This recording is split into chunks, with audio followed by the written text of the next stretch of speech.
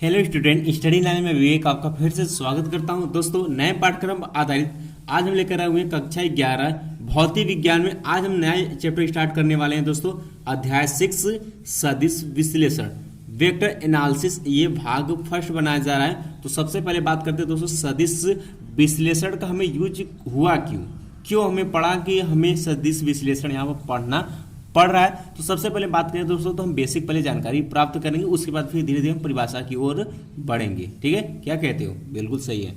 आगे बढ़ते हैं। तो दोस्तों, क्लास को स्टार्ट करने से पहले जो स्टूडेंट चैनल पहली बार है, चैनल को फटाफट आप लोग सब्सक्राइब कर लीजिए और क्लास को फटाफट आप लोग लाइक कर दीजिए और कम से कम इस क्लास को 10 से 20 अपने दोस्तों अपने छात्रों में जरूर शेयर करिएगा। और कोई समस्या होती है तो हमें कमेंट बॉक्स में कमेंट कर सकते हैं, कोशिश करेंगे आपकी समस्या को दूर किया जा सके। दोस्तों, आपका अगले मंडे से केमिस्ट्री का भी क्लास स्टार्ट हो जाएगा। ठीक है, अब बात करें दोस्तों कि हमें सदिश विश्लेषण अर्थात वेक्टर एनालिसिस का हमें दैनिक जीवन में यूज कैसे हुआ। ठीक है, बात करते हैं कि यूज इसका कैसे आया। तो दोस्तों, हम जानते हैं कि दैनिक जीवन में अनेक भौतिक राशियां जैसे कि द्रव्यमान, ताप, दाब, क्षेत्रफल, आयतन, वेग, त्वरण आदि का प्रयोग करते हैं। इनमें से कुछ भौतिक राशियों को व्यक्त करने के लिए केवल परिमाण की आवश्यकता पड़ती है। ध्यान दो, परिमाण की आवश्यकता पड़ती है। जैसे कि अगर बात करते हैं कि एक वस्तु का द्रव्यमान, जैसे कि मान लेते हैं कि एक वस्तु का द्रव्यमान कितना है, 10 किग्रा है, तो वस्तु के द्रव्यमान को व्यक्त करने के लिए केवल किसकी आवश्यकता पड़ती है? परिमाण की आवश्यकता पड़ती है कि किसी वस्तु का क्या द्रव्यमान क्या वो 10 किग्रा है। उसके दिशा या उसके अथवा से तो कोई मतलब है ही नहीं है, ये हम कह सकते हैं। इसी तरीके से कुछ भौतिक राशियों को केवल परिणाम द्वारा व्यक्त नहीं किया जा सकता, बल्कि उसे दिशा की भी आवश्यकता पड़ती है।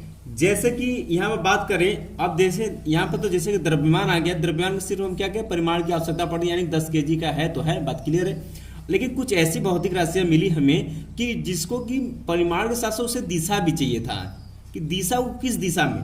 जैसे एग्जाम्पल की बात दोस्तों यहाँ पर बात करें कि यदि हम कहें कि रोहित को ऑफिस से उसके घर से 3 किलोमीटर की दूरी पर है। ध्यान सुनेगा, यदि हम इस तरीके से कहें कि रोहित का ऑफिस जो है उसके घर से 3 किलोमीटर की दूरी पर है, तो इस वाक्य द्वारा ऑफिस की स्थिति का पता नहीं चलता है। कि जैसे कि मान लेते हैं कि रोहित का घर ये है, ठीक है, रोहित का घर ये है, लेकिन 3 किलोमीटर इसके घर से उसका ऑफिस 3 किलोमीटर दूर है। अब हमें ये क्लियर नहीं हो रहा क्या वो उत्तर दिशा में है, कि ये क्या वो पश्चिम दिशा में है, कि क्या वह दक्षिण दिशा में है, कि क्या वह पूर्व दिशा में। बात क्लियर है। हमने तो बोल दिया है कि रोहित का जो घर है, घर से उसका ऑफिस क्या है, 3 किलोमीटर की दूरी पे है, लेकिन यहाँ पर हमें दिशा की क्लियर नहीं हो पा रही है। तो यानी कि इस सेंटेंस को बोलने के लिए हम ये कहेंगे कि रोहित का जो ऑफिस है वह घर से 3 किलोमीटर दूर पूर्व दिशा में। पूर्व दिशा का मतलब कि इसका ये 3 किलोमीटर की बात करें तो 3 किलोमीटर पूर्व, यानी कि इस दिशा में उसका क्या है, ऑफिस है। यानी कि यहाँ पे देखा हमने कि यहाँ पे बिना दिशा के हम रोहित ऑफिस क्लियर नहीं कर पा रहे हैं कि क्या वो किस दिशा में है।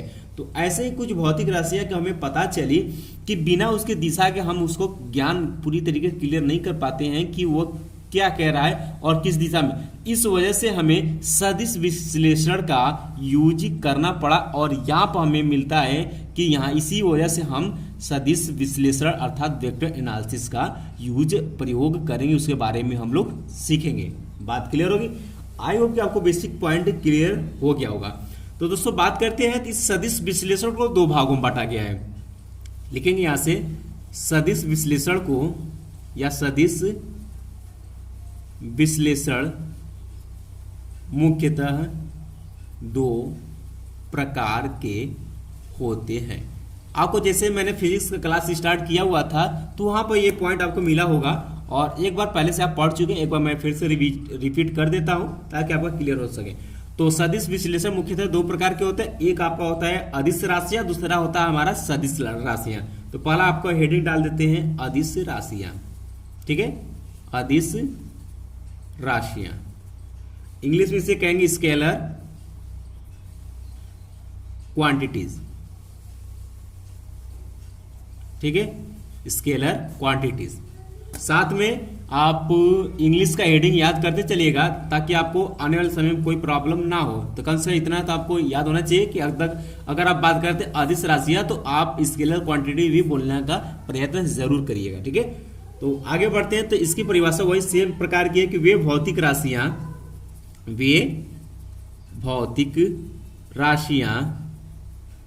जिन्हें व्यक्त करने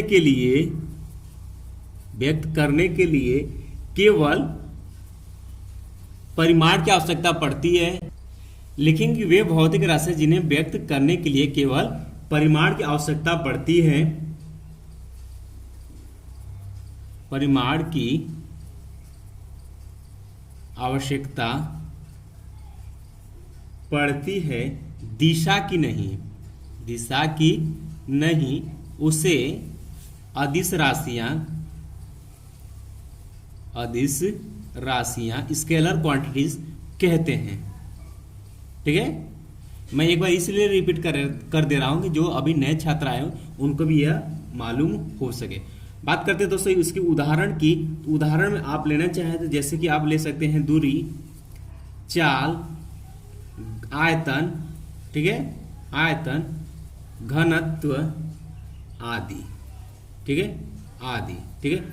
ये सब क्या होती है? हमारी अदिश राशियां होती है। अदिश राशियों का योग, व्योकलन, गुणा जो होता है तथा भाग आदि का बीजगणितीय नियमों द्वारा किया जाता है, ठीक है। साधारणतः बीजगणितीय नियमों द्वारा किया जाता है। यानी कि जैसे हम जोड़ते घटाते उसी तरीके से हम स्केलर क्वांटिटीज अगर अदिश राशियां मिल जाएंगी तो उसी तरीके से जोड़ा घटाया जाता है। जैसे कि हमने अभी जस्ट पिछले क्लास में हमने दूरी क्या होती है और दूरी पर हमने आधारित कुछ क्वेश्चन सॉल्व किए थे। तो उसमें क्या हुआ था कि वेक्टर की आवश्यकता नहीं पड़ रही थी, लेकिन जैसे कि दूरी चाल हो गया, लेकिन वहां पर हमने वेग पढ़ रहा तो वेग के लिए हमें परिणाम और दिशा की आवश्यकता पड़ती थी, जो कि हम लोग क्या करते थे उसको थोड़ा सा सरल करके तब ही क्वेश्चन को सॉल्व करते थे। यानी कि उसका विस्थापन पहले निकालते थे फिर हम वेग निकालते थे। बात क्लियर है? अब बात करते दूसरा हेडिंग दोस्तों हमारी आ जाती है। यहाँ पर दूसरा हेडिंग हमारा आ जाता है सदिश राशियां, ठीक है, सदिश राशियां। तो सदिश राशियां की बात करें तो इसे हम कहते हैं वेक्टर क्वांटिटीज, ठीक है, वेक्टर क्वांटिटीज। साथ में इंग्लिश याद करते चलिएगा आप लोग। इसकी परिभाषा सेम उसी तरीके से हो जाएगा। इसमें लिखेंगे कि वे भौतिक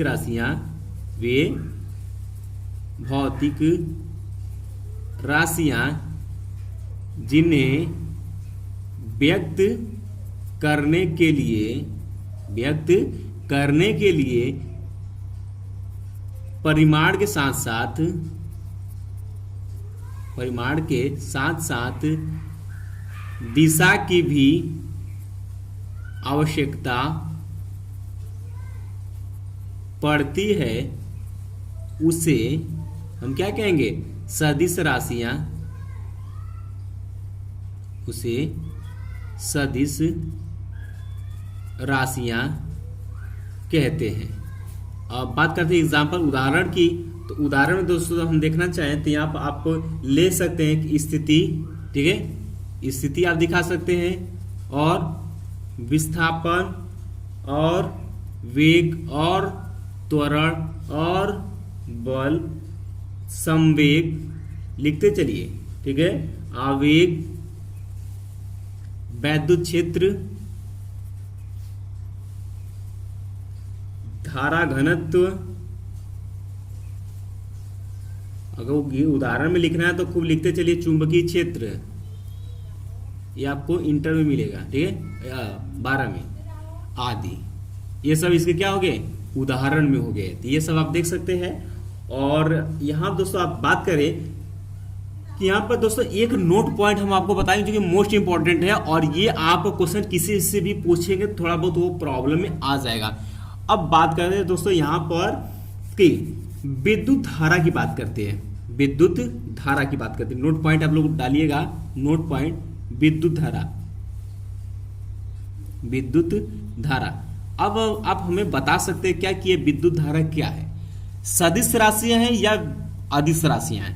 तो दोस्तों आपने देखा होगा कि विद्युत धारा को मापने में या विद्युत धारा में परिमाण व दिशा दोनों होते हैं। विद्युत धारा में परिमाण भी होते हैं और प्लस दिशा भी होते हैं, फिर भी यह राशि क्या होती है, अदिश राशि होती है।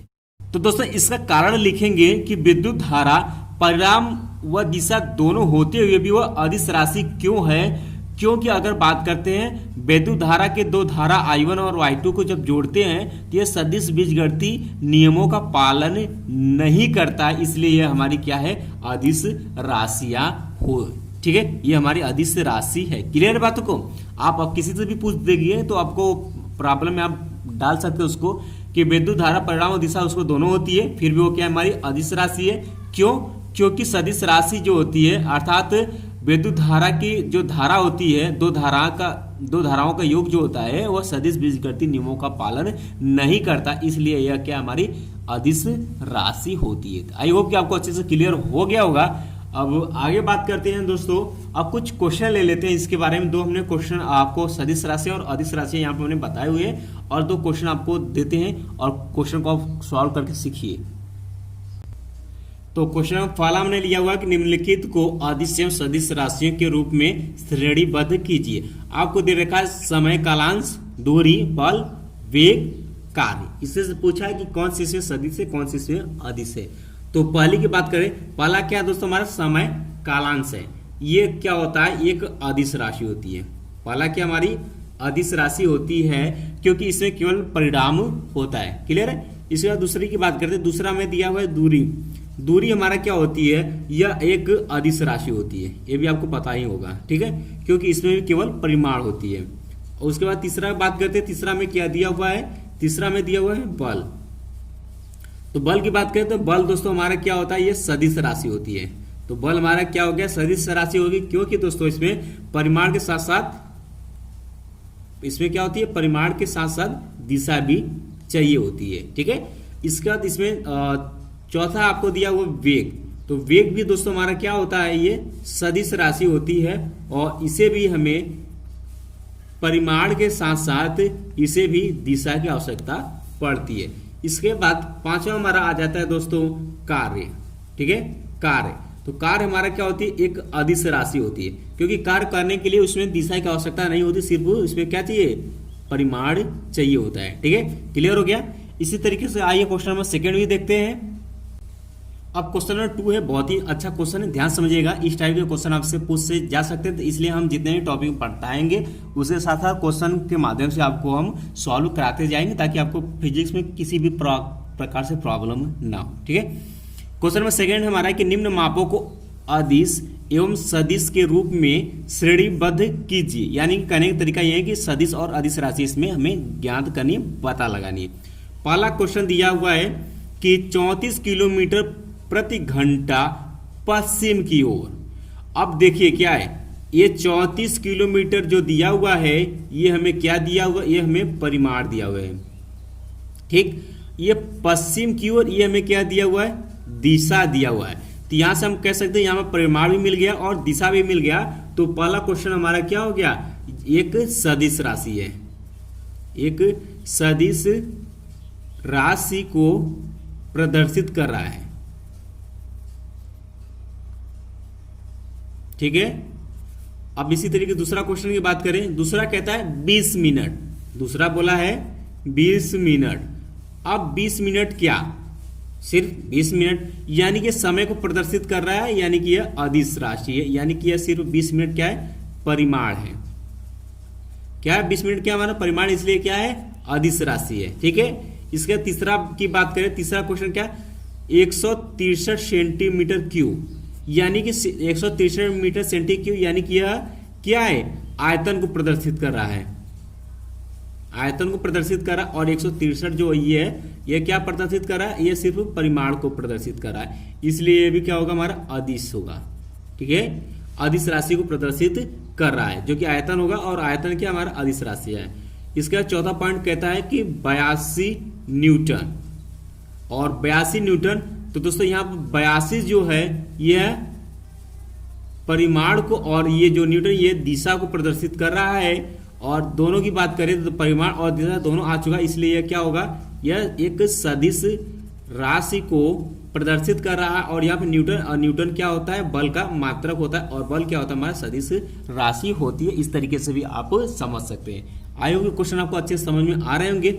इसके बाद इसमें 5वां दिया हुआ है पॉइंट आपका, दिया 13 एम्पियर, 13 एम्पियर ये दिया हुआ है। ये क्या कर रहा है, तो दोस्तों 13 एम्पियर एक धारा को निरूपित करेगा, 13 एम्पियर धारा को निरूपित करेगा, ठीक, निरूपित करेगा या करता है। और जो धारा होती है, विद्युत धारा, वो क्या होती है, हमारी अदिश राशि होती है, ठीक है, अदिश राशि होती है, क्योंकि इसमें सिर्फ क्या 13 एम्पियर यानी कि परिमाण। तो इस तरीके से आपने देखा कि अदिश राशि और सदिश राशि इस तरीके से आप पता लगा सकते हैं। आई होप कि आपको क्वेश्चन अच्छे से समझ में आ गया होगा। और इसके बाद दोस्तों आगे बढ़ते हैं। आगे आपका हेडिंग आता है सदिश राशियों का निरूपण, सदिश राशियों का निरूपण। दोस्तों साथ में आप लोग नोट बनाते चलिएगा ताकि आपको अच्छे समझ में आता रहे। और इस सदिश राशियों का निरूपण का क्लास हम कल से स्टार्ट करेंगे, इसलिए ध्यान सुनिएगा।